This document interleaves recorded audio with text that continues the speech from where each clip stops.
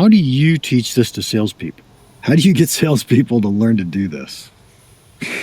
Well, there's a lot of things you have to do. One, they have to understand what a value model is and isn't, right?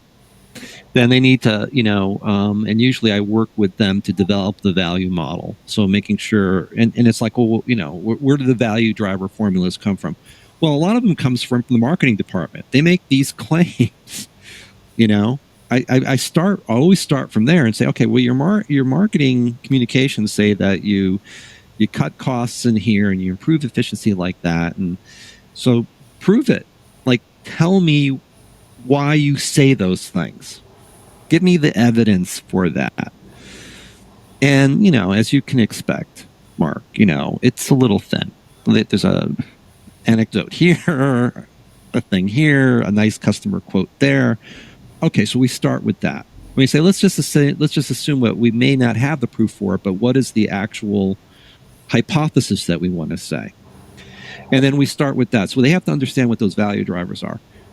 Then the conversation is, well, then how do you get that information to make that happen? And we talk about, that initial value conversation, which is basically being able to ask those open-ended questions, listening, connecting the dots, showing some, saying, well, here's some here's a case that we worked on. Again, we haven't done any math yet.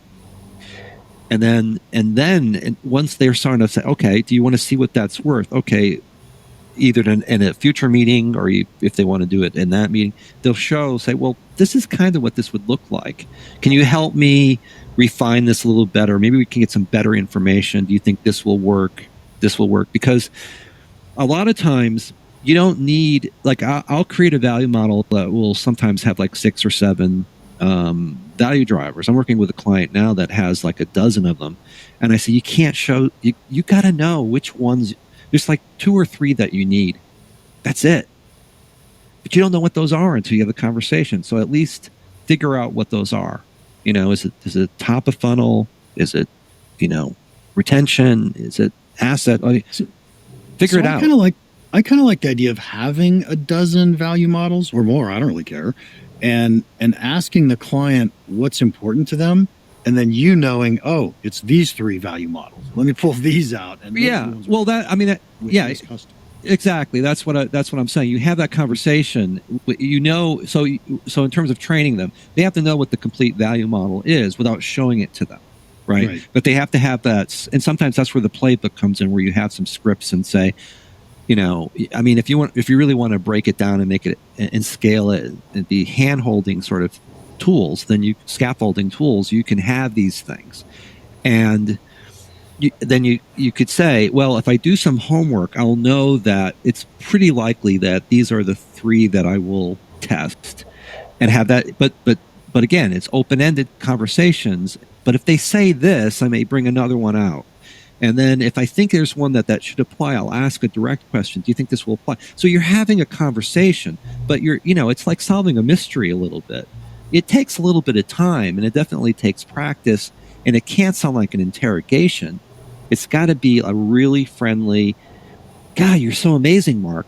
I want to know everything about you, Tell me about, how you, find clients, and tell me what, sort of issues you run into when you're doing projects, and oh, tell me another story about that. So there's a lot of those sorts of things. And then I can kind of figure out, okay, he cares about this, doesn't care about that.